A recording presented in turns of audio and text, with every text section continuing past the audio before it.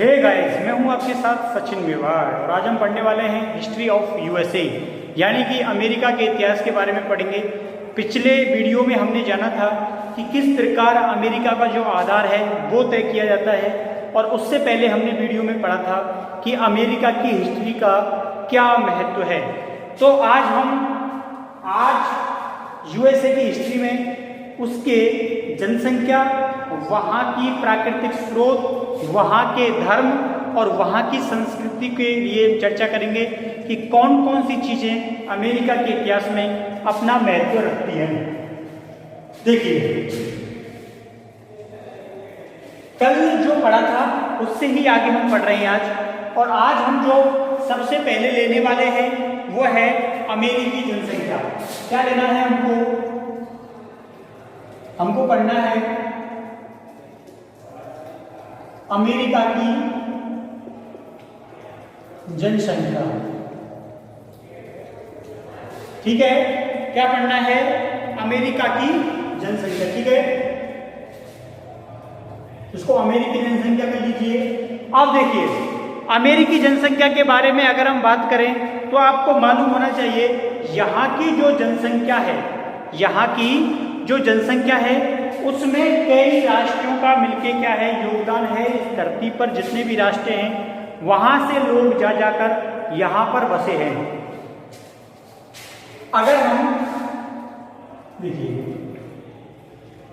अगर हम अमेरिका के इतिहास में बात करते हैं तो सबसे पहले ये बात हमको जानना है, ठीक है, कि उस समय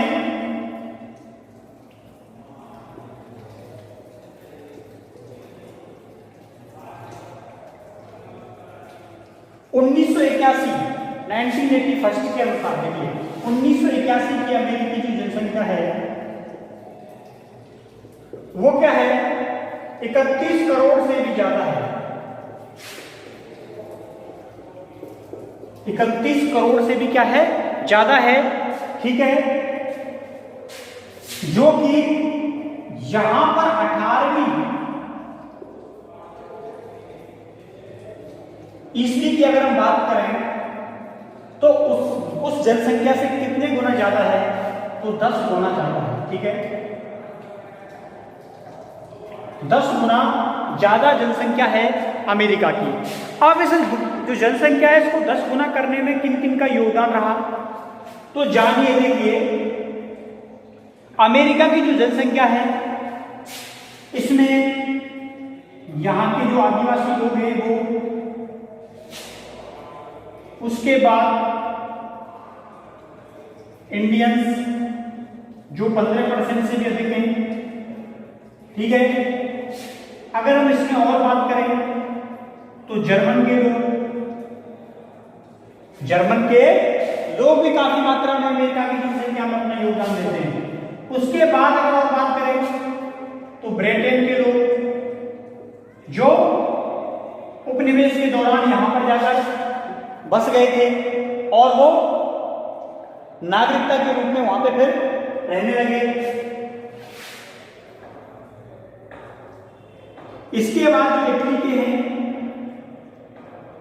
मैं प्रमुख बता रहा हूं, ठीक है, ऐसे तो बहुत सारे देशों के यहां पे लोग बसे हुए हैं, लेकिन और बहुत सारी यूरोपीय कंट्रियों के देश और बहुत सारी यूरोपीय यूनियन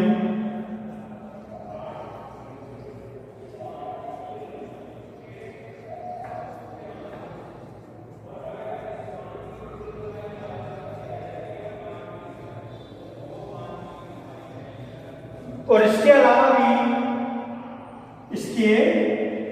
भी अन्य देशों से जाके क्या हुए, यहां पर बस गए। अब अन्य देशों में जैसे कि जापान के बहुत सारे लोग हैं, चीन के बहुत सारे लोग हैं, भारतीय हैं, ठीक है, पाकिस्तानी लोग यहाँ पे हैं, ईरान, इराक, कतर, तो यानी कि पूरे विश्व से अमेरिका की जो जनसंख्या है उसमें जाकर लोग क्या हुए, बसने लग जाते हैं। ठीक है,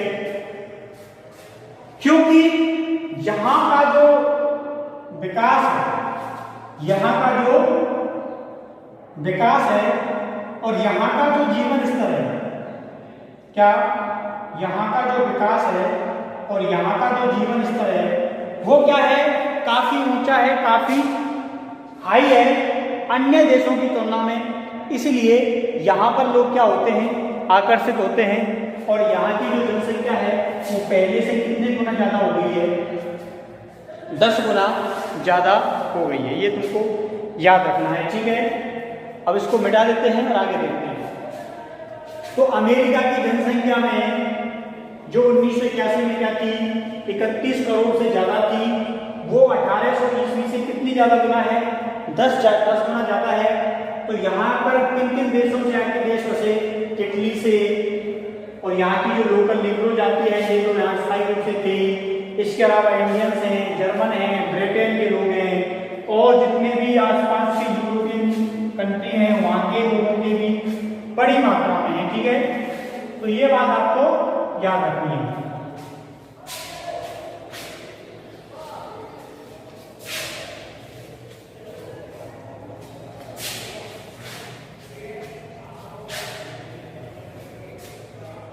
देखिए आगे, अगर हम जनसंख्या का वितरण देखें, किसका, अगर हम जनसंख्या का वितरण देखें,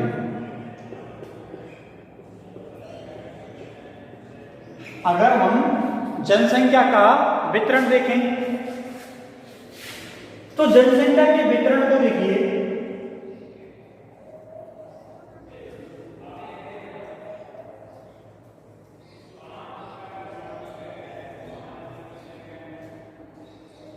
तो जितनी भी वहां की जनसंख्या है उसका 1/4 यानी कि 1/4 हिस्सा, 1/4 हिस्सा जो है वो कहाँ रहता है, अमेरिकी में रहता, अमेरिकी शहरों में रहता है। अमेरिकी शहरों में 1/4 जो हिस्सा है वो क्या करता है, निवास करता है। इसके अलावा जो बाकी का हिस्सा है वो यहाँ के गांव में, ठीक है, गांव में निवास करता है, ठीक है।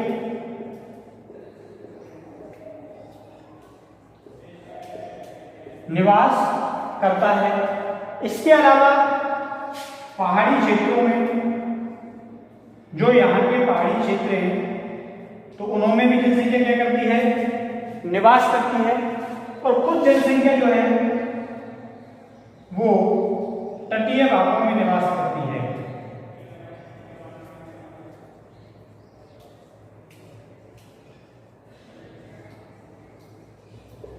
कहाँ निवास करती है, जो तटीय क्षेत्र हैं, समुद्र के आसपास जो क्षेत्र हैं वहां पे निवास करती है, ठीक है। तो 1/4 है वो जो मुख्य शहर है, न्यूयॉर्क हुआ, ठीक है, ऐसे शहरों में क्या करती है, निवास करती है। बचा हुआ बाकी का हिस्सा उसमें से कुछ गांव में निवास करता है, कुछ लोग पहाड़ी क्षेत्रों में हैं और तटीय भागों में क्या करते हैं, निवास करते हैं। तो इस प्रकार जनसंख्या जो है वो क्या है, डिवाइड है, बटी हुई है, ठीक है। देखिए आगे,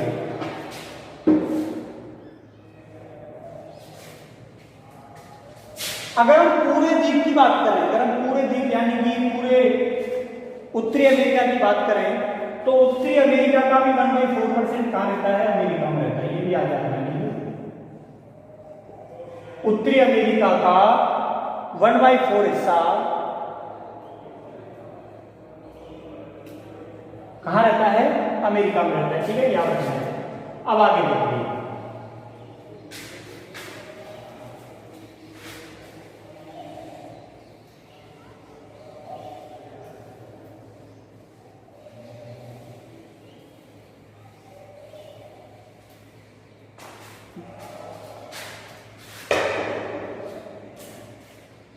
अगर हम अगले पॉइंट की बात करें तो वो है जातीय एवं धर्म का विवरण। किसका? धर्म का विवरण। जातीय एवं धर्म का विवरण। ठीक है, ये तुमको क्या करना है, याद रखना है। जातीय एवं धर्म का विवरण। ठीक, अब जातीय एवं धर्म के विवरण से मतलब क्या है? तो जातीय एवं धर्म के विवरण से है कि यहां पर कई प्रकार की जातियां क्या करती हैं? निवास करती हैं। जातियां निवास करती हैं। तो यहां पर कई प्रकार की क्या जातियां जो हैं वो निवास करती हैं। ठीक है, इसके बाद अगर हम बात करें धर्म के बारे में, तो यहां पे कई धर्मों के लोग हैं, कई धर्मों के भी क्या हैं? लोग हैं। ठीक है, तो जैसे हम अगर जातियों के बारे में बात करें तो कौन सी जातियां? तो यहां पे अंग्रेज हैं। ठीक है, यहां पर अंग्रेज हैं, उनमें भी जर्मन है। ठीक है, जर्मन है। उसके बाद श्वेत अंग्रेज हैं, श्वेत अंग्रेज हैं। निग्रो जाति के हैं। जो निग्रो है, जो आदिवासी समूह है, वो भी क्या करता है? निवास करता है। इसके बाद स्वीडिश है। ठीक है, तो ये जो जातियां हैं ये मुख्यतः और बहुतायत में अमेरिका में क्या करती हैं? निवास करती हैं। तो अंग्रेज, जर्मन, श्वेत अंग्रेज, निग्रो और स्वीडिश। ठीक है, नाम याद हो जाओगे क्या? अंग्रेज, जर्मन, श्वेत अंग्रेज, निग्रो और स्वीडिश जो हैं वो बहुतायत में क्या करते हैं? निवास करते हैं। ठीक है, अगर हम धर्म के बारे में बात करें, किसके बारे में बात करें? अगर हम धर्म के बारे में बात करें तो देखिए, सबसे पहले जो बात आती है किसकी आती है? ईसाई धर्म की आती है। क्यों आती है? क्योंकि ईसाई धर्म की क्या है? प्रधानता है। ईसाई धर्म की क्या है? प्रधानता है। ठीक है, ये बात अच्छी है और याद करने लायक है कि वहां पे ईसाई धर्म की क्या है? प्रधानता है। ईसाई धर्म की प्रधानता तो है और प्रभाव भी है, प्रभाव भी है,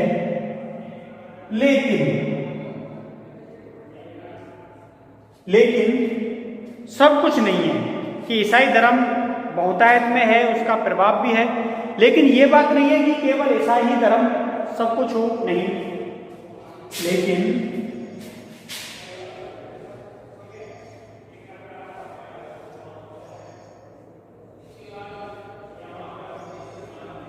ईसाई धर्म ही सब कुछ नहीं है।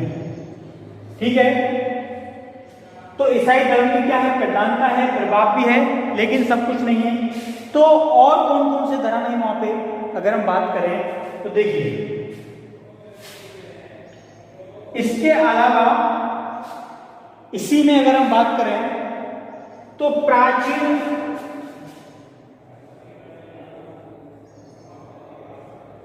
कैथोलिक। ठीक है, जो प्राचीन कैथोलिक है उनकी विचारधारा नवीन कैथोलिक लोगों से क्या है? भिन्न है। इसके अलावा वहां पे हमारे यहां से गए हुए हिंदू भी हैं और बौद्ध भी हैं। क्या है? बौद्ध भी बहुत बहुतायत में क्या करते हैं? निवास करते हैं। इसके बाद पारसी भी हैं और सिख समुदाय भी यहां पे है।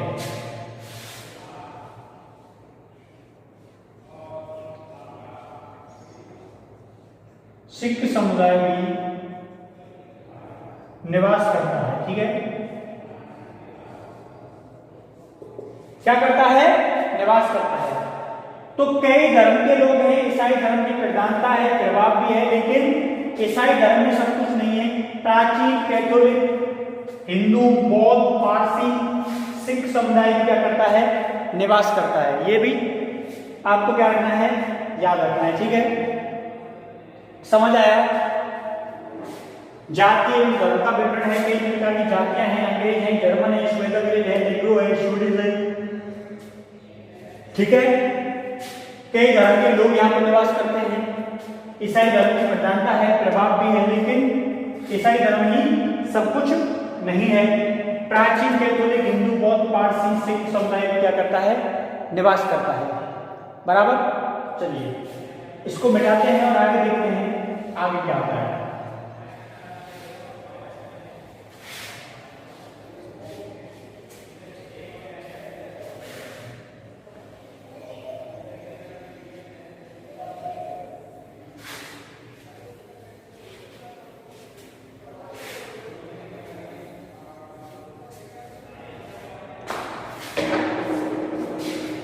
अब आगे देखिए, अब जो हम बात करने वाले हैं वो भाषा के ऊपर करने वाले हैं। किसके ऊपर? भाषा के ऊपर। यानी कि अमेरिका जो है वहां की जो भाषा है उसमें क्या क्या भाषाएं शामिल हैं और कौन सी भाषा की प्रधानता है। देखिए, अगर हम अपने भारत की बात करें तो हमारे यहाँ पर तो इतनी भाषाएं हैं कि आप लोग 10-20 किलोमीटर चलिए और आपको एक नई भाषा मिल जाएगी। लेकिन अमेरिका में अक्सर ज़्यादातर ऐसा नहीं है। ठीक है, अब देखिए, अगर हम भाषा की बात करें तो यहाँ पर किस भाषा की प्रधानता है? तो अंग्रेजी की प्रधानता है। इंग्लिश भाषा की क्या है? प्रधानता है। ठीक है, इंग्लिश, अंग्रेजी, इंग्लिश भाषा की प्रधानता है। समझ आया? इंग्लिश भाषा की क्या है? प्रधानता है। चलिए कोई बात नहीं, अंग्रेजी भाषा की प्रधानता है। उसके साथ ही अमेरिका में, ठीक है, अमेरिका में अंग्रेजी को क्या कहा गया है? राजकीय भाषा घोषित किया गया है। राजकीय भाषा घोषित किया गया है। ठीक है, तो अंग्रेजी को क्या घोषित किया गया है? राजकीय भाषा घोषित किया गया है। ठीक है, ये बात आपको याद रखनी है कि अमेरिका ने क्या किया? अंग्रेजी जो थी उसको क्या घोषित कर दिया? राजकीय घोषित भाषा जो है घोषित कर दिया। यहां पर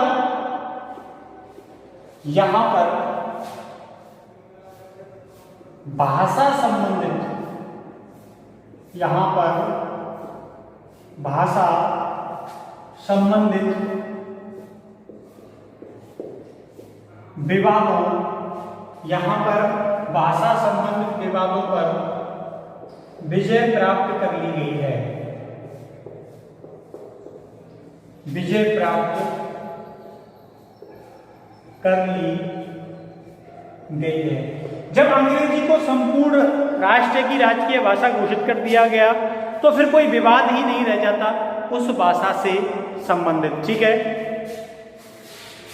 तो हमारे यहाँ पर कोई भी एक भाषा है उसकी प्रधानता नहीं है। संविधान में भी आप लोगों को मालूम है इंग्लिश और हिंदी। उसके बाद जो कार्रवाइयाँ होती हैं सुप्रीम कोर्ट की, इसमें होती हैं इंग्लिश में होती है। ठीक है, तो ज्यादातर जो कार्रवाई होती हैं, नोटिस आते हैं, सब काम किसमें होता है?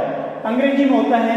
उसके अलावा आप लोग कहाँ चले जाओ, साउथ में चले जाओ, तो साउथ में तुमको क्या है, अलग अलग प्रकार की दूसरी भाषाएं क्या है देखने सुनने को मिल जाएंगी, ठीक। और इसके बाद जो लोकल है अपना राजस्थान हुआ, गुजरात हुआ, उत्तर प्रदेश हुआ, बिहार हुआ, क्या है यहाँ पे भी तुमको अलग अलग भाषाएं देखने सुनने को मिल जाएंगी, ठीक है। भाषा बोली में क्या हो जाएगा, अंतर आ जाएगा। तो ये सारी चीजें हैं। लेकिन बात कहाँ की चल रही है, अमेरिका की चल रही है। तो वहां पे क्या है, ये जो भाषा संबंधित विवाद है इसको क्या कर लिया गया है, सॉल्व कर लिया गया है उनके द्वारा। और यहाँ पर भाषा संबंधित अब कोई भी ऐसी अड़चन नहीं है, ना ही ऐसा कोई विवाद है कि जो भाषा से संबंधित कोई भी अड़चन या फिर परेशानी अमेरिका के संविधान के प्रति उत्पन्न करे, ठीक। अब देखिए आप